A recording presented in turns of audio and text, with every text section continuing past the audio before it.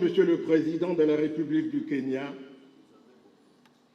les membres du gouvernement. C'est à la délégation qui vous accompagne.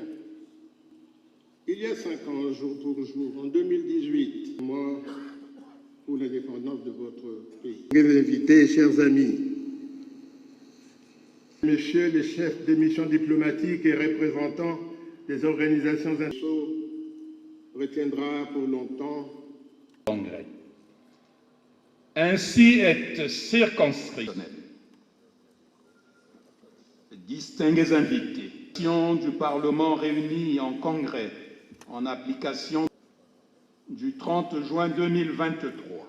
Assemblée nationale, Président du Parlement réuni en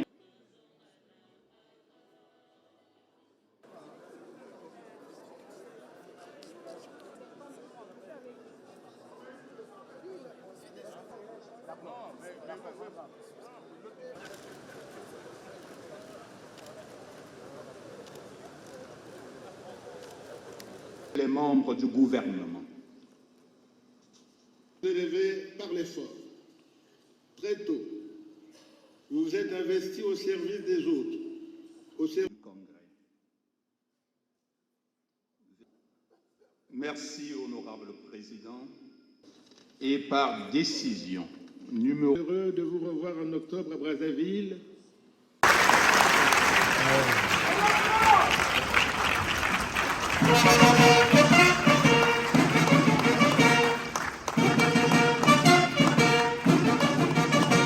African countries are spending more on debt service than any other expenditure, including public services, including health, including education, including provision of water. We have reached the point where debt and well-being are mutually exclusive. And this is a matter of fundamental justice. These economic and financial challenges associated with climate change keep pushing African governments into greater macroeconomic instability and closer to debt distress. Low and middle income countries are now contending with a conditional fiscal burden of trying to recover from increasingly frequent and high-cost climate crisis. We are not a continent without resources. The narrative has always been built that we are the poorest continent. We are not. We have assets. I have enlisted our assets. We have huge, tremendous renewable energy resources. We have mineral resources. We have huge resources in smart agriculture. We have the youngest population. We are the continent of the future. All we want is that we want a new discussion where we are part of the discussion. And we are saying, and let me tell you leaders, because I'm speaking to policymakers here. We are saying we do not want anymore to be the continent that we are asking for help. We are asking for aid. We want to have a different conversation. We want to have a conversation of equals. We want to bring our assets. We have assets as a continent, and we want these assets to count for something. We also need to facilitate trade by making it possible for business people to be able to transact their goods, their services, without the unnecessary complications in changing currencies. That is why we want the Pan-African payment system that is going to assist African business people to be able to trade and move goods and services better.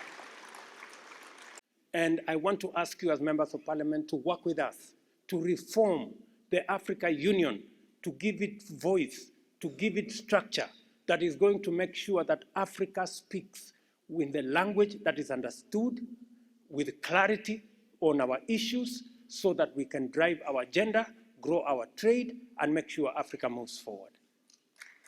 I think we have a 0.2% tax that is supposed to be levied in our countries.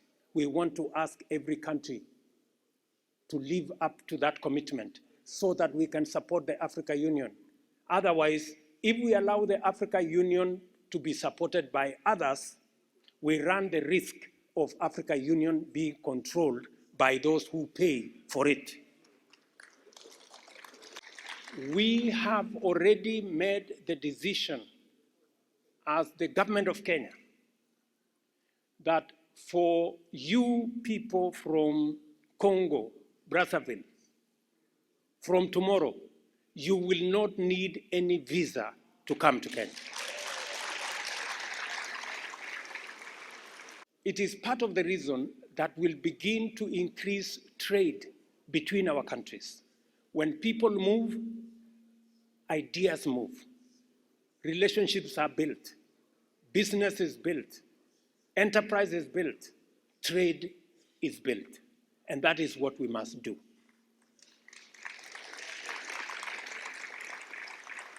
Your policymakers, I really want to persuade you.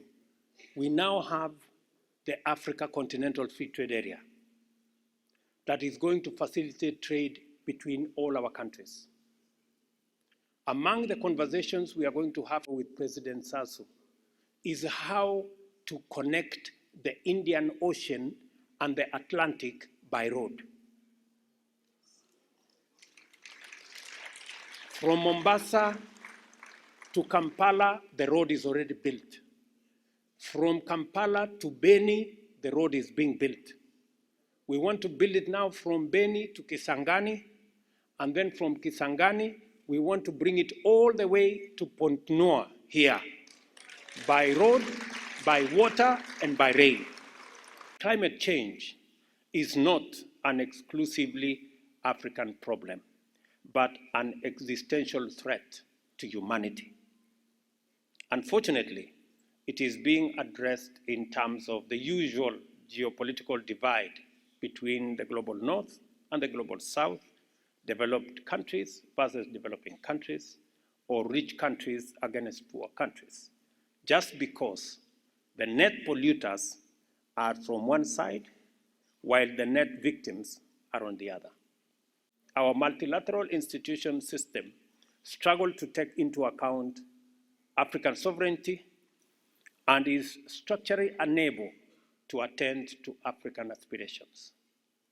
The mirrors do not reflect African faces because the architecture is defective and is un-African. I am not making the argument that Africa should despair and abandon all engagement in international affairs. I am not advocating that as regards global solidarity and collective action, Africa has the option to give up. No. On the contrary, I am arguing that as a continent, we have a historic opportunity to define a clear position, project a strong voice, and deliver a bold new message to the world. We are making an offer to the world that we do not want anymore to be in the victim corner. We want to be in the table of discussion on arriving at a solution to the challenge that we face collectively. Africa's position and offer is that we are able and we are willing to do our part in full and to commit our assets, including mineral resources, energy resources, agricultural capacity, and natural capital to promote the global decarbonization agenda. Africa is the young, clean, green continent of the future. It is time for Africa to champion a new vision to transform climate action into green climate positive growth. No nation should have to contend with crises as frequent, severe, and large-scale as climate crises currently besieging Africa on their own. And no country should ever have to choose between climate action and national development on account of limited resources. The fundamental problem with these pledges and promises is that despite the best of our intentions and our utmost endeavors, none of them has materialized. This brings us to the question that inevitably follows: what then? What do we do?